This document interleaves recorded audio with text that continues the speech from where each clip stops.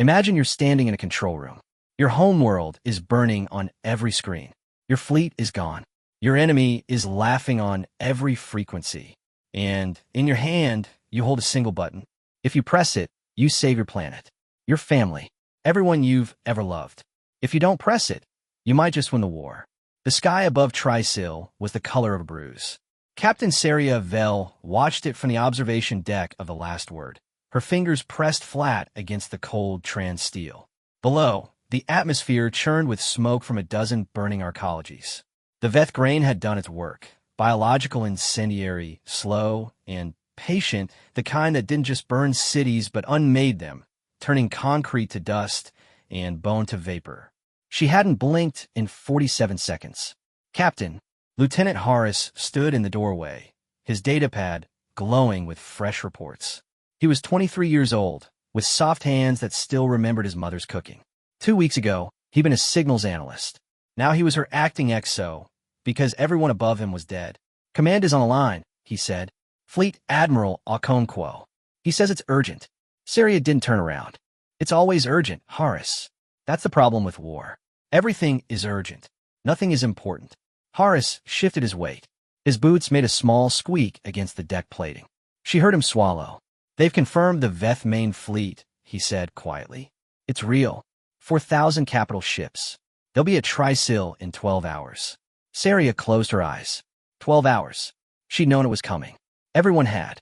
The Veth Collective had been pushing into human space for 11 months, system by system, each victory faster than the last. They weren't just stronger, they were smarter. Their hive intelligence meant every ship learned from every battle simultaneously. What took human pilots 20 hours of training, Veth drones absorbed in 20 seconds. Humanity was losing. Not slowly, not gracefully. Like a man bleeding out from a wound he couldn't even see. But Trysil was different. Trysil was home. Not her home. She'd grown up on mining station in the belt, watching ice haulers drift past her window. But home in the way a heart is home. The place where her mother had died 6 years ago in a hospital that no longer existed. The place where she proposed to a woman who'd said yes, then died 6 months later in the first wave of the invasion. The place where every ghost she owned still walked the streets. 12 hours, she repeated. Horace nodded. Admiral Okonkwo is proposing a defensive perimeter. Pull the remaining fleet from the outer colonies. Make a stand here. And the outer colonies? Horace didn't answer. That was answer enough. She turned from the window. Her reflection stared back at her. Dark circles under brown eyes, a scar she didn't remember getting cutting across her left eyebrow. Hair pulled back so tight it hurt. She looked older than 34. She felt older than the war. Put him through, she said. Horace tapped his datapad. The air between them shimmered, and Fleet Admiral Okonkwo appeared, not as a hologram, but as a ghost. The connection was too weak for full resolution. He flickered at the edges, like a candle in wind. Captain Vel, he said. His voice crackled with static. I'll be brief. The Council is convening in 4 hours. They're going to vote on whether to activate the Haven Protocol. Saria felt her stomach drop. The Haven Protocol.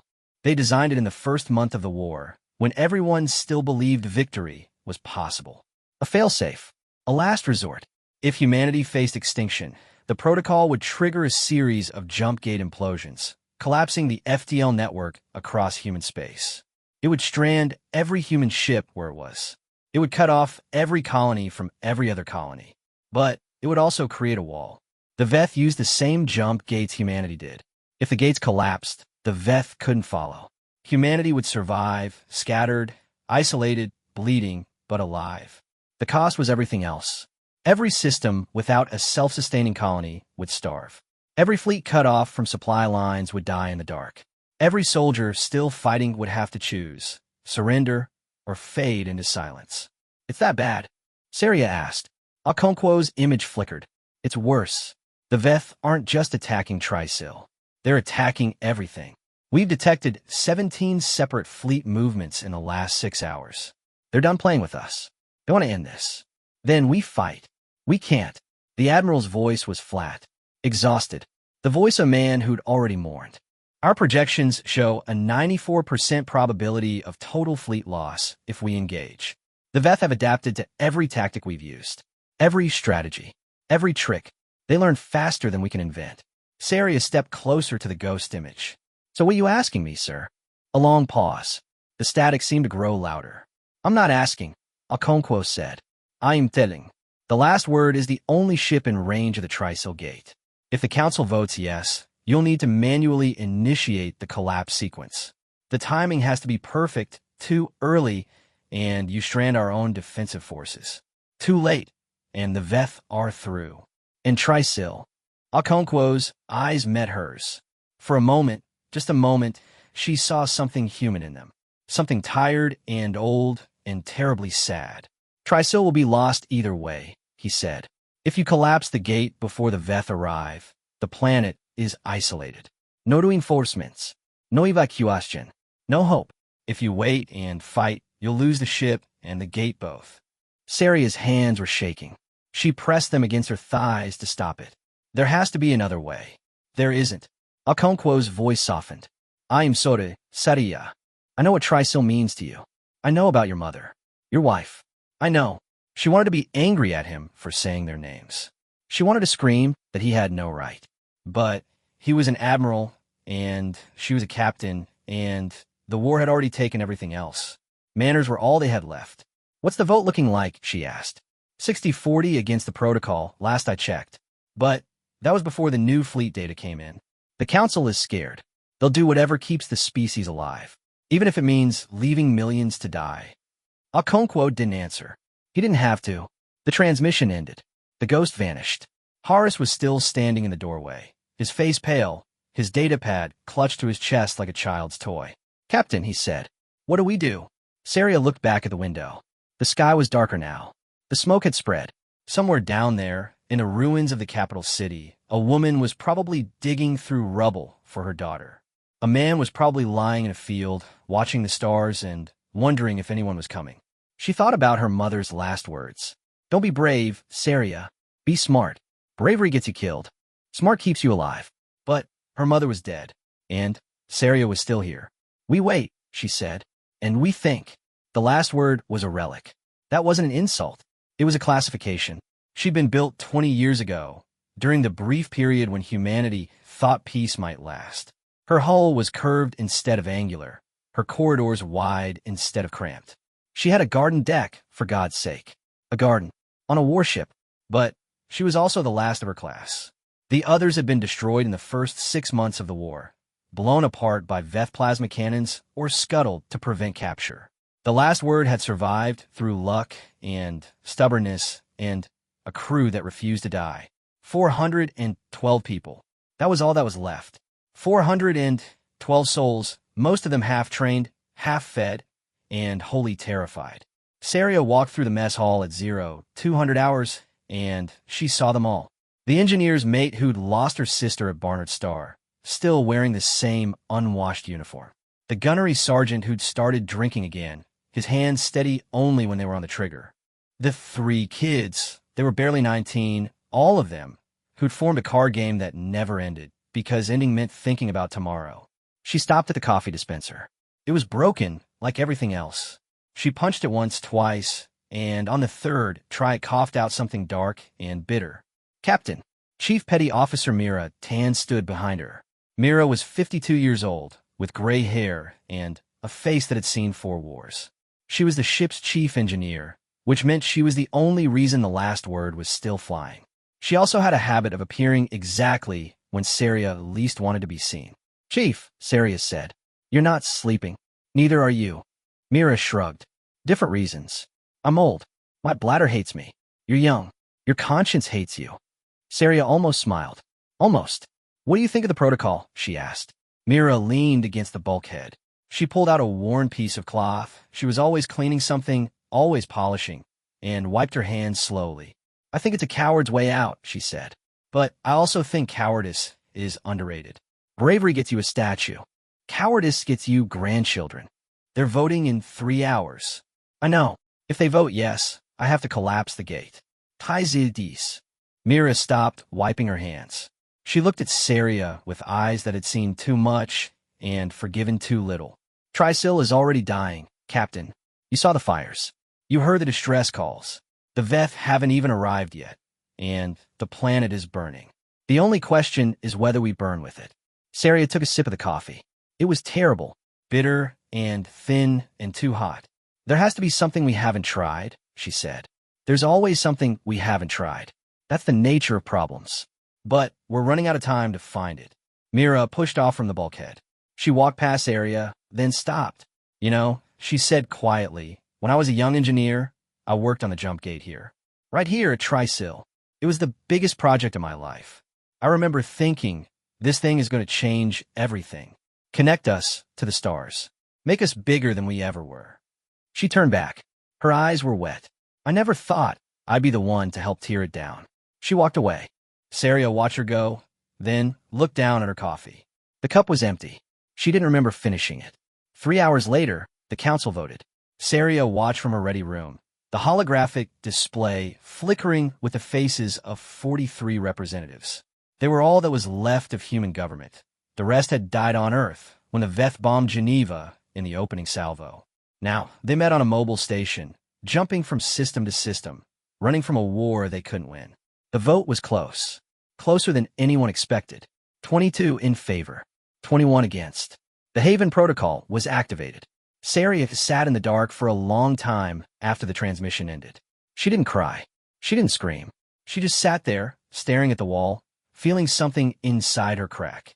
Then she stood up, walked to the bridge, gave the orders, set course for the Trisil gate. Prepare for manual collapse sequence. Her crew didn't cheer, didn't protest. They just nodded one by one and went to work. Horace was at the helm. His hands were shaking as he entered the coordinates. We'll be in range in 20 minutes, Captain, he said. Thank you, Lieutenant. She stood at the center of the bridge, surrounded by her crew, surrounded by ghosts, and watched the jump gate grow larger on the main view screen.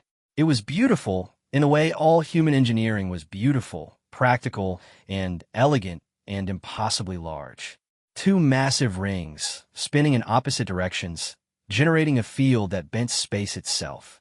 And she was going to destroy it. 10 minutes out, she could see the planet now, hanging behind the gate like a wounded animal. Trisil, blue and green and brown, wrapped in clouds of smoke. She could almost see the hospital where her mother died, the park where she'd proposed, the apartment where she'd learned to cook badly for a woman who deserved better. 5 minutes. Captain, Horace said, I'm picking up a transmission. It's from the surface. Put it through. The voice that came through the speakers was young. Female. Scared. This is Dr. Alara Vance, calling from Trisil Central Hospital. We have over 2,000 civilians here, including 400 children. Our power is failing. Our food is almost gone. Please, if anyone can hear this, please. Saria's hand moved to the comm panel before she could stop it. Dr. Vance, this is Captain Saria Vell of the UHS Last Word. I hear you. A gasp. Then a sob. Thank God. Captain, we've been trying to reach someone for hours. The Veth are still 3 hours out, but the fires are spreading faster than we can contain. We can't evacuate. The shuttles are all gone. Please, you have to help us. Saria closed her eyes. She thought about the protocol, the gate, the 4,000 Veth ships on their way. She thought about 2,000 civilians, 400 children. She thought about her mother's last words. Don't be brave, Saria. Be smart. And then she thought about something else. Something her wife had said 6 months before she died, when they'd been lying in bed and watching the stars through the window. You know what I love about humans, Saria? We don't know how to quit. Every other species in the galaxy figures out when they're beaten. They surrender. They retreat. They make peace. But humans? We just keep finding new ways to say no. Saria opened her eyes. Dr. Vance, she said, I need you to do something for me. I need you to find a terminal. Any terminal. And I need you to tell me exactly what you see. The next 4 hours were chaos. Saria stood at the center of it like a stone in a river, watching the current flow around her. Horace was shouting into his comms. Mira was running diagnostics on the gate's power relays. The bridge crew was pulling up every piece of data they could find on Trisil's civilian infrastructure, cross-referencing it with Veth fleet movements and jump gate schematics. And Saria was thinking, not about tactics, not about strategy, about something her father had taught her when she was 7 years old back on the mining station, when she'd asked him why the ice haulers always flew in formation. Because alone, they're vulnerable, he'd said. But together, they can block out the sun. She thought he was being poetic. Now she realized he'd been giving her a lesson in physics. The jump gate wasn't just a doorway. It was a node, a point where space was already thin, already stretched, already primed to tear. The Haven Protocol was designed to make that tear permanent, to collapse the gate and seal the wound forever. But what if you didn't seal it? What if you just widened it? Mira, she said, her voice cutting through the noise. The gate's power core. How much energy does it store? Mira looked up from her datapad. Her eyes narrowed. Enough to power a small star for about 3 seconds, she said. Why? What happens if you overload it? Without collapsing the gate. Mira paused. Theoretical physics says you'd create a temporary rift. A hole in space. Big enough for maybe, I don't know, a few seconds. A minute, if you're lucky. And what comes through? Myra's face went pale. Anything that's on the other side. Saria turned to Horace. Give me the fleet records. Every ship that's been stranded in the outer colonies. Every transport. Every cargo hauler. Every mining barge with a working engine. Horace stared at her. Captain, there are hundreds of them. Maybe thousands. But they're scattered across 15 systems. They'd never get here in time. They don't have to get here, Saria said. They just have to be ready. She walked to the main display and pulled up a map of human space. Red dots marked the Veth fleet positions. Blue dots marked human survivors. The red was everywhere. The blue was scattered, fading, dying. But it was still there. The Veth are fast, Saria said, speaking to the room. Faster than us. Smarter than us. They learn from every battle, adapt to every tactic. That's their strength. She zoomed in on the Tri-Sil gate. But they're also predictable. Their hive intelligence means they all think the same way. They don't improvise. They don't take risks. They calculate probabilities, and they act on the highest one. She turned to face her crew. So let's give them a probability they can't calculate. She outlined the plan in 30 seconds. It was insane. It was impossible. It was the kind of thing you came up with when you hadn't slept in 3 days, and the alternative was watching your homeworld burn. But her crew didn't laugh. They listened, and then they got to work. The first step was the gate. Mira and her engineering team suited up and went EVA, crawling across the gate's surface like ants on a god's machine. They had 90 minutes to reroute the power conduits, bypass the safety protocols, and turn a stable jump gate into a bomb. Saria watched from the bridge, her heart pounding against her ribs. Chief, status report. Myra's voice crackled through the comm. It's worse than I thought. The gate's systems are old. They weren't designed for this kind of stress. I'm having to rewrite half the control protocols from scratch. Can you do it? A pause. Then a laugh, low, bitter, and strangely warm. Captain, I've been keeping this ship flying with spit and prayers for 6 months. Rewriting a few control protocols is a vacation. Saria smiled. It felt strange on her face, like a muscle she'd forgotten how to use. Keep me updated. She turned to Horace. What about the fleet? Horace was working 3 different comm channels at once, his face lit by the glow of multiple screens. I've reached 47 ships so far. Most of them are in bad shape. Low on fuel, low on ammo, low on morale. But they're listening. Send them the coordinates. Tell them to be ready to jump on my mark. Captain, Horace hesitated. Some of them are asking what this is about. What we're planning. What do I tell them? Saria thought about it. Tell them the truth, she said. Tell them we're about to do something stupid. Something desperate. Something that might get us all killed. She paused. And tell them I wouldn't ask if I had any other choice. 90 minutes later, Mira was done. The gate hummed with a new frequency. Deeper, angrier, like a beast waking from a long sleep. On the bridge, every sensor went wild. Radiation spikes, gravitational anomalies. Space itself seemed to shimmer, as if the universe was holding its breath. Saria stood at the center of it all, her hands clasped behind her back, her eyes fixed on the view screen. The Veth fleet was 30 minutes out. Horace, she said, broadcast on all frequencies. Human and Veth. Horace nodded. Channel open. Saria took a breath. To the Veth Collective, she said, this is Captain Saria Vel of the United Human Systems. You spent 11 months hunting us, destroying our worlds, killing our people. You thought you were winning. She paused. You were wrong. She turned to Mira. Chief, overload the gate. Myra's hand hovered over the control panel. Captain, are you sure? No, Saria said, but I'm out of better ideas. Mira pressed the button. The gate screamed. Light erupted from the rings.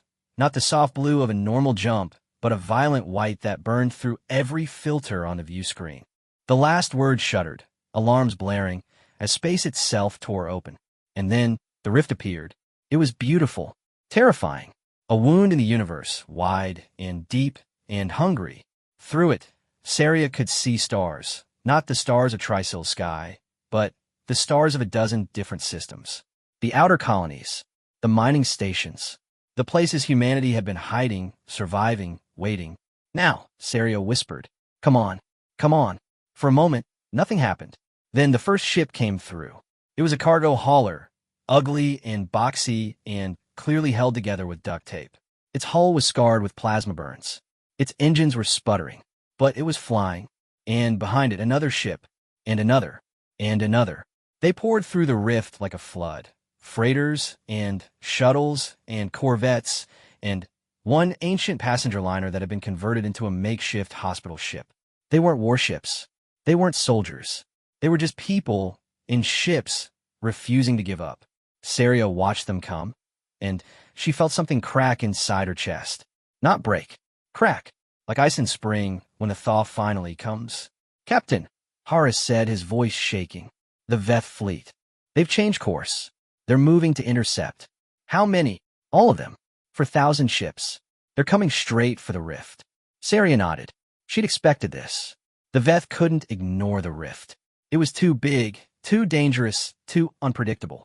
Their hive intelligence would calculate that the rift was the greatest threat, and they'd throw everything at it. That was the trap. Mira, Saria said. The gate. How much longer can it hold? Myra's voice was tight. Maybe 10 minutes. Maybe less. The core is overheating faster than I can cool it. That's enough. She turned to the view screen. The human ships were still coming through the rift. Hundreds of them now, spreading out in a defensive formation. They were outnumbered 10-1. Outgunned 100-1. But they weren't trying to win. They were trying to buy time. All ships, Saria said. Hold the line. Don't engage unless engaged. We just need to keep them busy for 10 minutes. The first Veth ships arrived in 3. The battle was chaos. Saria had seen combat before. She'd lost ships, lost friends, lost pieces of herself she'd never get back. But she'd never seen anything like this. The Veth came in waves, relentless, coordinated, perfect. Their plasma cannons turned the void into fire. Their fighters swarmed like insects, picking off human ships one by one. But the human ships didn't break. A cargo hauler rammed a Veth destroyer, buying time for 3 shuttles to escape.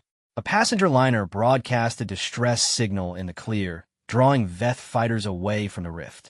A mining barge vented its reactor core, creating a cloud of radiation that scrambled Veth sensors for a full 90 seconds. They weren't fighting like soldiers. They were fighting like humans. Saria watched it all from the bridge of the last word, her hands clenched into fists, her teeth grinding together. Every ship that fell was a person. Every explosion was a story ending. But the rift was still open, and more ships were still coming. 7 minutes, Mira said. Maybe 8. Hold on, Saria whispered. Just hold on. The turning point came at 5 minutes. The Veth had figured out what she was doing. Their fleet shifted formation, focusing all their fire on the gate itself. Plasma bolts slammed into the rings, melting metal, shattering conduits. The rift flickered once, twice, and Saria felt her heart stop. Chief, she shouted. I see it. Mira was already working, her fingers flying across the controls. The gate's structural integrity is failing. If they keep firing, the rift will collapse early. How early? 3 minutes. Maybe 2. Saria looked at the view screen. The human ships were still coming through the rift, but slower now. The ones that had already arrived were being pushed back, overwhelmed by sheer numbers. She had a choice. She could order a retreat, save the ships that were already through, abandon the ones still waiting on the other side. Or she could hold the line, risk everything, hope for a miracle. She thought about Dr. Alara Vance, down on the surface of Trisil, surrounded by 2,000 civilians and 400 children. She thought about her mother, her wife, everyone she'd already lost. She thought about her father's words. Together, they can block out the sun. Aris, she said, give me the fleet on all channels. You're live, Captain. Saria took a breath. This is Captain Saria Vel. I'm not going to lie to you. We're losing. The gate is failing. The Veth are overwhelming us. In 3 minutes, this rift is going to collapse, and everyone still on the other side is going to be stranded. She paused. But here's the thing. The Veth don't know that. They see us holding the line. They see us refusing to break. They see humans doing what humans have always done, fighting against impossible odds, because giving up isn't in our nature. She smiled. It was a terrible smile, full of teeth and pain and something that might have been hope. So let's give them something to remember. Let's show them why every other species in the galaxy is afraid of us. Not because we're stronger, not because we're smarter, but because we don't know how to quit. She turned to Horus. All ships, full forward, ram them. The bridge went silent. Then, one by one, the human ships moved. They didn't hesitate, didn't question. They just turned their bows toward the Veth fleet and pushed their throttles to maximum. Cargo holders, passenger liners, mining barges, even the hospital ship, its red cross still glowing, accelerated into the enemy formation. The Veth had never seen anything like it. Their hive intelligence couldn't process it. This wasn't tactics. This wasn't strategy. This was madness, beautiful, terrible human madness. They broke. Not all of them, not even most of them, but enough. Enough that the line held. Enough that the gate survived. Enough that when the rift finally collapsed, 2 minutes later, not 3, every human ship that could have made it through had made it through. Saria stood on the bridge of the last word, surrounded by smoke and alarms and the sounds of a ship dying around her, and she watched the Veth fleet retreat. They didn't run. They didn't panic. They just withdrew. Calculated. Regrouped. But they withdrew. And somewhere down on the surface of Trisil, a woman named Ilera Vance was looking up at the sky, watching the fires fade, and wondering if maybe, just maybe, someone had heard her after all. The aftermath was quiet. Saria didn't remember walking to her quarters. Didn't remember collapsing onto her bunk. Didn't remember falling asleep with her boots still on. Her uniform still stained with smoke and sweat. She woke to the sound of Horus's voice, soft and hesitant, coming through the intercom. Captain, you should see this. She dragged herself to the bridge. Her body ached. Her head pounded. Her eyes felt like they'd been scoured with sand. But when she stepped through the doors, she stopped. The view screen was filled with stars. Not the cold, distant stars of deep space. The warm, close stars of a system that was still alive. Trisil hung in the distance, still burning, still wounded, but still there. And between the last word and the planet, a fleet was forming. Not the Veth fleet, the human fleet. They'd come through the rift, hundreds of ships, maybe thousands. Cargo haulers and passenger liners and mining barges and one ancient hospital ship that had somehow survived the battle. They were battered. They were broken. They were beautiful. And they were flying toward Trisil. Horus, Saria said. What are they doing? Horus's voice was thick with something she couldn't name. They're landing, Captain. Every ship that can carry passengers is heading for the surface. They're evacuating the civilians. Saria stared at the screen. The Veth will be back, she said. In hours. Maybe less. They'll see what we're doing, and they'll come back with everything they have. I know, and we can't stop them. Not with this fleet. Not with these ships. I know. Saria turned to look at her crew. They were all watching her. Horus, Mira, the gunnery sergeant who'd stopped drinking, the 3 kids who'd been playing cards. They were scared. They were exhausted. They were human. And they were still here. So what do we do? Saria asked. Mira stepped forward. Her uniform was torn. Her hands were bandaged. But her eyes were clear. We do what humans have always done, she said. We improvise. The next 12 hours were the longest of Saria's life. She coordinated the evacuation from the bridge of the last word, working alongside a dozen different ship captains who'd never met each other before today. They argued. They improvised. They made mistakes. They fixed them. And slowly, painfully, they started moving people. Dr. Ilera Vance was the first to leave the surface. Her hospital ship, the one that had rammed the Veth formation, had somehow survived the battle, and now was being used for its original purpose. 2,000 civilians, 400 children, all of them packed into every available space, crying and laughing and holding on to each other like they'd never let go. Saria watched the hospital ship lift off from the surface, and she felt something she hadn't felt in a long time. Hope. It was fragile. It was foolish. It was probably going to get her killed, but it was there. Captain, Horace said, the Veth fleet is back on sensors. They'll be in weapons range in 90 minutes. Saria nodded. How many civilians are left on the surface? About 30,000. Maybe more. The evacuation is going as fast as it can, but he trailed off. But it's not fast enough. No. Saria looked at the view screen. The hospital ship was still climbing, still heading for the rift, except the rift was gone. The gate was gone. The Haven Protocol had collapsed the FTL network, and now there was no way out of the Tri-Sil system except the long way. The Veth would be here in 90 minutes. The human ships couldn't fight. The civilians couldn't hide. And Saria was out of ideas. She sat down in her command chair. It was warm from her body heat. Familia. She'd spent so many hours in this chair, making so many decisions, losing so many people. She thought about the choice she'd made. The gate. The rift. The fleet.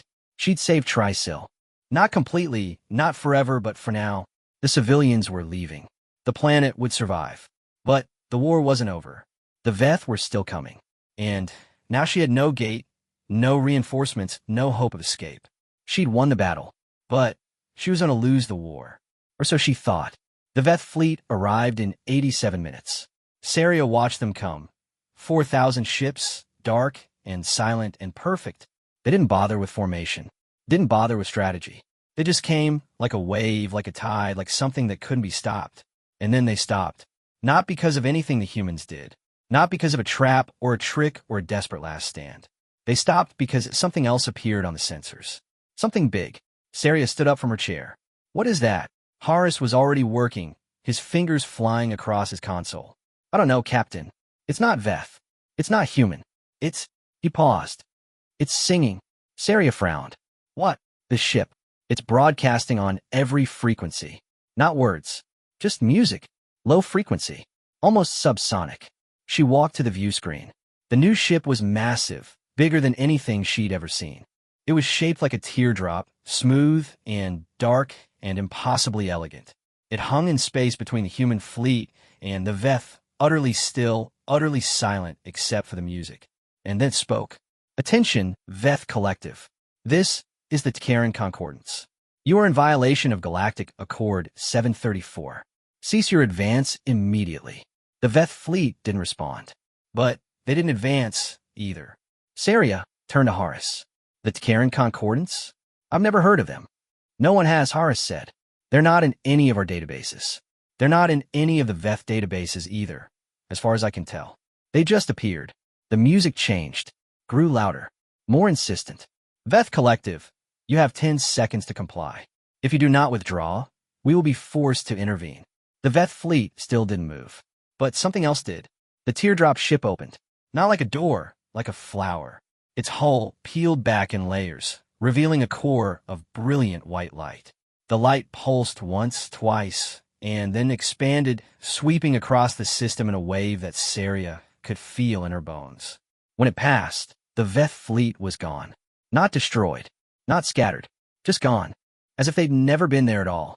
Saria stared at the empty space where 4,000 ships had been. Her mouth was open. She didn't close it. The teardrop ship closed its petals. The music faded, and then a new voice came through the comm, softer this time, more human. Captain Saria Vell of the United Human Systems. We've been watching you. Saria swallowed. Who are you? A pause. When the voice spoke again, it sounded almost amused. We are the ones who thought humanity was doomed. We watched your species fight the Veth for 11 months. We watched you lose. We watched you die. And we did nothing because we believed you had no chance. Another pause. But today we watched a cargo hauler ram a destroyer.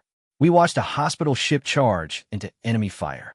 We watched you refuse to quit, even when quitting was the only logical choice. The voice softened. We were wrong about you, Captain Vell. Humanity isn't doomed. Humanity is terrifying. Saria didn't know what to say. She looked at her crew, at Horace, at Mira, at the gunnery sergeant, and the 3 kids, and everyone else who'd followed her into madness. They were all staring at the screen, tears streaming down their faces, laughing and crying and holding each other. "We're not terrifying," Sarius said finally. "We're just stubborn." The voice laughed. It was a nice laugh. Warm. Stubborn enough to save your world. Stubborn enough to win your war. Stubborn enough to change the galaxy. The teardrop ship began to move, not toward Trisil, not toward the Veth, but toward the edge of the system, toward the stars. "We'll be in touch, Captain. In the meantime, try to stay out of trouble." And then it was gone. Sarius stood on the bridge of the last word, surrounded by her crew, surrounded by ghosts, surrounded by a future she couldn't have imagined 12 hours ago. She thought about her mother's last words. "Don't be brave, Saria. Be smart." She thought about her wife's laugh. "We just keep finding new ways to say no." She thought about the choice she'd made between saving her homeworld and winning the war. And she realized, with a start, that she hadn't chosen at all. She just refused to lose. "Aris," she said. "Yes, Captain." She smiled. It was a real smile this time. Tired and broken and absolutely genuine. "Set course for Trisil. Let's go help with the evacuation." Horace grinned. "Aye, Captain." The last word turned toward the blue-green world below, toward the fires and the smoke and the people who needed her. Behind her, the human fleet followed, cargo haulers and passenger liners and mining barges, all of them battered, all of them broken, all of them still flying. And somewhere in the darkness between stars, the Veth Collective was recalculating its odds. For the first time in 11 months, the numbers didn't look good. Not for them.